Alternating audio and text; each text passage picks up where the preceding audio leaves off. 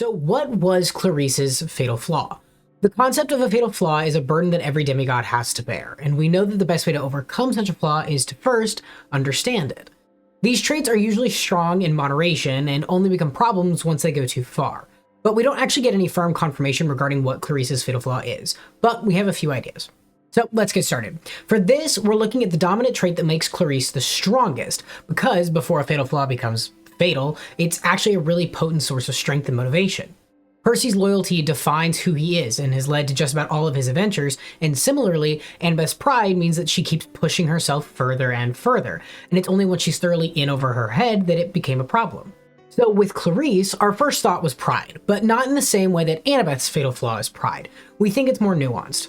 We've gone into Annabeth's fatal flaw before, but the spark notes are that her specific brand is that she believes there is no such thing as an unsolvable problem, and that she has the intellectual ability to reason her way through anything that might cross her path.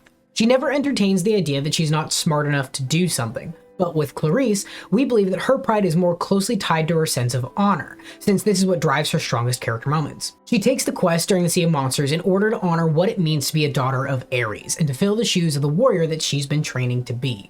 She demands respect by being a bully and a brute, but anyone who spent any time around bullies knows that the aggression that they display is actually hiding something much deeper. Clarisse is a bully because she wants something else, and she's lashing out in order to defend herself, and in this case, we believe she's actually chasing respect.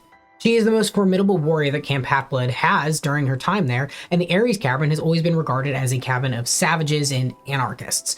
But when it comes down to the wire, Clarisse is always there on the front lines. She is the one who fortifies Zeus's fist in the prelude to the Battle of the Labyrinth, and when the Romans surround camp, it's Clarisse who takes charge and leads the defensive measures. When we look at the Battle of Manhattan, however, we get a much closer look at when her fatal flaw becomes dangerous, and almost costs the camp the war against the Titan army.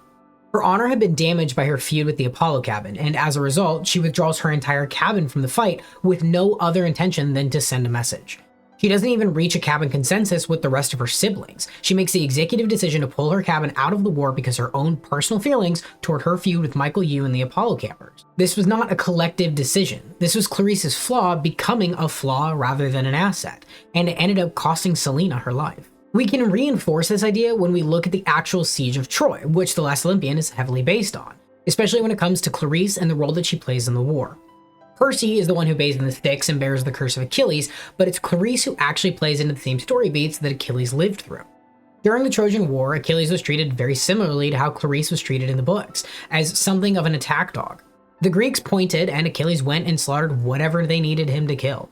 He was the single most formidable soldier that they had, and they began to use him as a weapon rather than a fellow soldier and respected peer.